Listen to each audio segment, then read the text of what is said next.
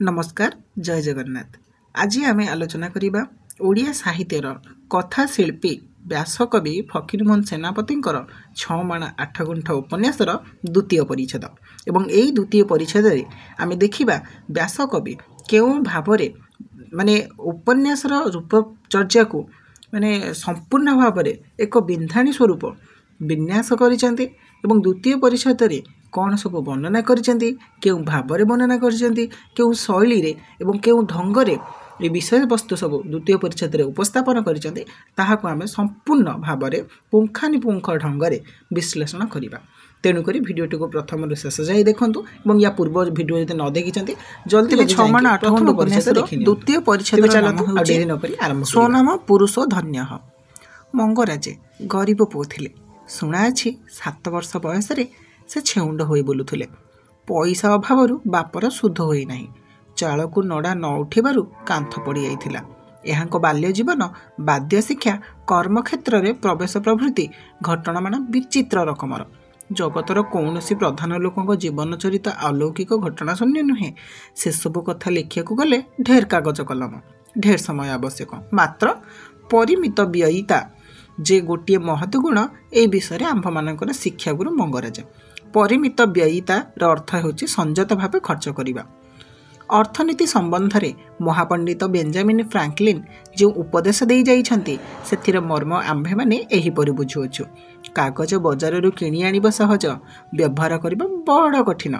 एथको आंभे माने ठीके ठीके सब कथा लिखि मंगराज अर्थनीतिर मर्यादा रक्षा करिया चेष्टा करिबु।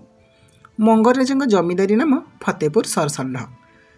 सदर जमा 5028 बाटी बाहेल। लाखराज बाज्याप्ति 15 बाटी 27 माण। 27 माण किंबा जान एथिरे जड़े 7 माणिया सरिकदार थिबार जज अदालत रे अपील दायर अछि। लोके कहती 40-50 हजार टंका महाजनी रे खेलु अछि। बड़ लोक घर कथा बड़ शुभे। आंभे माने अनुमान करू 15,000 रु बेसी नुहे। मिथ्या कथा कहबा आम मानकर धर्म नुहे। इनकम टिकस इलाका पियादा ठारू शुणी एक कथा कहूअछु। धान महाजनी कागज 20 वर्ष है रफा हुई ना। एथिको सठिक हिसाब देबाकू। तेबे देख शब्दर अर्थ सदर जमा माने सरकार को देय राजस्व। बाहेरी निष्कर जमी बाज्याप्ति माने जो जमी पूर्वे निष्कर थिला मात्र परे जहाँ राजस्व धार्य होइछि। सरिकदार अंशीदार इलाका माने विभाग एवं रफा माने निष्पत्ति बा मीमांसा।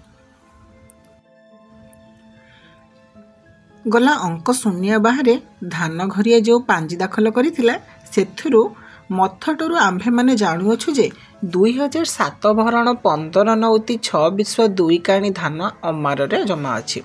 घर 5 परस्त, 3 परस्तरे 3 पुओ, 1 परस्तरे शांत शांताणी और सान झियो मालती थांती। 12 परस्त कचेरी। कचेरी घरर 5 श्रेणिया श्रेणी पटारे बाघ हाथी बिराड़ी राधाकृष्ण मांकड़ खोल जाइछि। कांथ सबरे नील शुक्ल रक्त हरित पाटल विविध रंगरे पद्मकल्हार कुसुम मालती पुष्पमाला बानर युद्ध राक्षस श्रेणी संबलित राम रावण युद्ध प्रभृति पौराणिक घटना मान अंकित रही अछि। राजपुतन कौनसी स्थान गोटे उलग स्त्री मूर्ति देखि टड साहेब अनुमान करिसेंती भारतर पूर्व कालर अंगना माने उलंग थिले। हाय हाय आंभे माने मंगराजक कांथर चित्र देखाई साहेबक मूर्खता दूर करि पारिलु नाही। भित्ति चित्रित सखीमंडली परिवेष्टित राधिकांकर गेरु रंगरे हांडीकला बुतादार घागरा देखिले अवश्य साहेबंकर मूर्खता और भ्रांति विदुरित होइथांता। एही समस्त चित्र अंकित कराइबा निमंते अन्य देशरू चित्रकार लोड़िबाकू हेउ नाही। समस्त कार्य चंपांकर स्वहस्त संपादित अटे। चंपा एते प्रकार पशु छवि चित्र करिपारे जे सेपरी पशु कलिकता जूलॉजिकल उद्यान रे तुमे खोजी पाइब नाही। मंगराज उआस लगी लगा लगी पछरे गोटे बड़ बगीचा। बाड़ी दुआर पाखरे भारी गोटाए पोखरी। पोखरी चारि पाखरे नड़िया गछ, ता पाखकू बा ता पछकू कदली पणस आंब ओउ गछ। ओउ अर्थात ओउ गछ। बगीचा पघार चारिपाख सुनार खई बाउंस बड़ प्राचीर बेड़ी परी बेढ़ी रही अछि। मंगराजंग परी निस्वार्थ लोक दुनिया रे अल्प देखिब। तांको सब कार्य परोपकार निमंते शांतंक एही बड़ी बगीचाटी गोविंदपुर हाटर स्थिति और उन्नतिर मूलाधार। ତେବେ କଠିନ ଶବ୍ଦାର୍ଥ ମଥୋଟ ବିଭିନ୍ନ ବ୍ୟକ୍ତିଙ୍କଠାରୁ ଆଦାୟ ହେଉଥିବା ପରିମାଣର ସର୍ବମୋଟ, ବିଶ୍ଵା 1 ଗଉଣୀର 16 ଭାଗରୁ 1 ଭାଗ, କାଣି 1 ବିଶ୍ୱାର ଚତୁର୍ଥାଂଶ, ପରସ୍ତ ମାନେ ଖଞ୍ଜା, 5 ଶ୍ରେଣିଆ ଯେଉଁ ଘର ଚାଳରେ 5ଟି ଶ୍ରେଣୀ ଥାଏ, କହ୍ନାର କଇଁ ଫୁଲ, ଭିତ୍ତି ମାନେ କାନ୍ଥ, ପଘାର ମାନେ ହିଡ଼ ଉପରେ ଦିଆଯାଇଥିବା ବାଡ଼, ସୁନାର ଖାଇ ଅର୍ଥାତ୍ ବା ଘାଇ ହଳଦୀ ରଙ୍ଗର ଏକ ପ୍ରକାରର ବାଉଁଶ।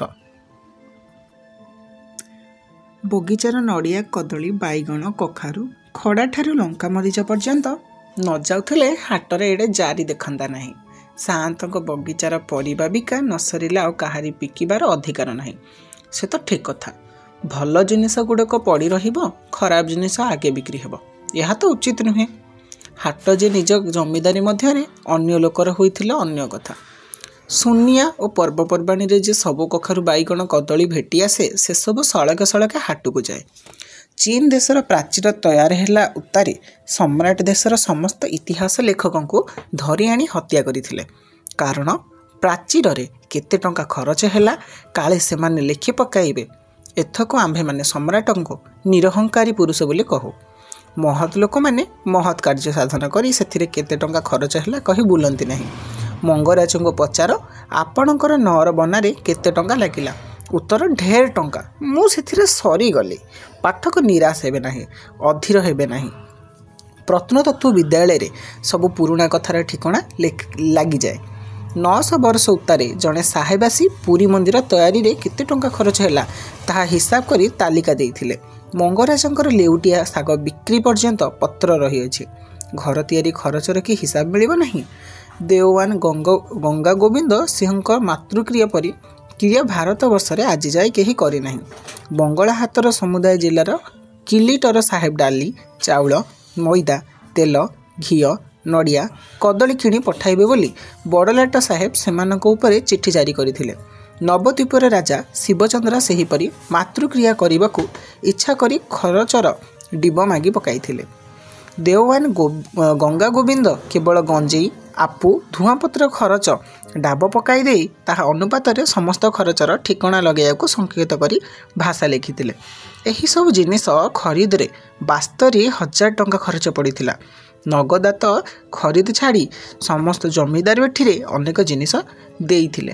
ଆମ୍ଭେମାନେ ଘରର କଠିନ ଶବ୍ଦାର୍ଥ ଜାରି ମାନେ ଖ୍ୟାତି, ସୁନିଆ ମାନେ ଭାଦ୍ରବ ଶୁକ୍ଳ ଦ୍ୱାଦଶୀ, ଏହି ଦିନ ପୁରୀ ରାଜାଙ୍କର ରାଜତ୍ୱ ଅଙ୍କ ବା ସାଲ ପରିବର୍ତ୍ତିତ ହୁଏ ଓ ସୁନାର ଅଙ୍କ କଟାଯାଏ। ଡାବ ମାନେ ତାଲିକା, ଆପୁ ମାନେ ଅଫିମ, ବେଠି ମାନେ ବିନା, ପାରିଶ୍ରମିକରେ ବାଧ୍ୟତାମୂଳକ କାର୍ଯ୍ୟ, ଯେଉଁଟା ହେଉଛି ବେଠିର ମିନି। ତାପରେ ଆମେ ପଢ଼ିବା ଆମ୍ଭେମାନେ ଘର ତୟାରୀର ଗୋଟିଏ ହିସାବ ଦେଉଅଛୁ। ବୁଦ୍ଧିମାନ ପାଠକମାନେ ତାକୁ ଧରି ମୋଟ ଖର୍ଚ୍ଚ କଥା ବୁଝିପାରିବେ। ଧାନ ଘର ପାଞ୍ଜିରୁ ଆମ୍ଭେମାନେ ଠିକ୍ ହିସାବ ପାଇଅଛୁ। ବଢ଼େଇ, କମାର, ବେଠିଆଙ୍କ ପଛେ 15 ଭରଣ 22 ନଉତି ଧାନ ଖରଚ ପଡ଼ିଥିଲା। ମଙ୍ଗରାଜଙ୍କ ମୁହଁରୁ ଅନେକ ଥର ଶୁଣାଯାଇଛି, ସେ କେବଳ ପରର ବିକଳ ସହି ନ ପାରି ଧାନ ଟଙ୍କା କରଜ ଦିଅନ୍ତି, ନୋହିଲେ ସେଥିରେ ତାଙ୍କ ନିଜର ଲାଭ କିଛି ନାହିଁ। ଆମ୍ଭେମାନେ କାହୁଁ ବରଞ୍ଚ ଲୋକସାନ। ଧାନ ଦେଢ଼ିରୁ ବେଶୀ କରଜ ନାହିଁ। ଏଥିରେ ଲାଭ କ'ଣ? ଦିଅନ୍ତି ଶୁଖିଲା ପୁରୁଣା ଧାନ, ନେବା ବେଳକୁ ନୂଆ କଞ୍ଚା। ଆଚ୍ଛା ପାଠକ, ଆପଣମାନଙ୍କ ଓଦା ଲୁଗାଟା ଆଗେ ଓଜନ କରନ୍ତୁ, ଦେଖିବେ ଓଦା ଶୁଖିଲାର କେତେ ପ୍ରଭେଦ। ଗଲା ଅଙ୍କ ପାଞ୍ଜିଆ ଯେ ସାଲତମାମି ଦାଖଲ କରିଥିଲା, ସେଥିରେ ମହାଜନୀ କରଜାରେ 8 ଟଙ୍କା 6 ଅଣା 2 କଡ଼ା 2 କ୍ରାନ୍ତି ଛାଡ଼ ତଳେ ପଡ଼ିଥିବାର ଦେଖାଯାଇଅଛି।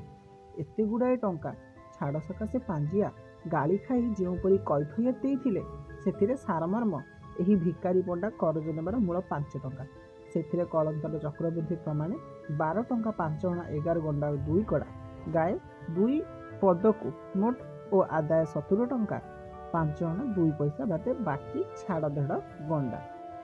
ତେବେ ଏଠାରେ ମାନେ ଆପଣମାନେ ବୁଝିପାରୁଥିବେ କି ଏ ଦ୍ୱିତୀୟ ପରିଚ୍ଛେଦରେ ରାମଚନ୍ଦ୍ର ମଙ୍ଗରାଜଙ୍କର ମାନେ ଗୁଣଗାନ କରିବା ପୂର୍ବକ ଏଠାରେ ଫକୀରମୋହନ ଦର୍ଶାଇଛନ୍ତି ସେ କେଡ଼େ କୃପଣ ଥିଲା।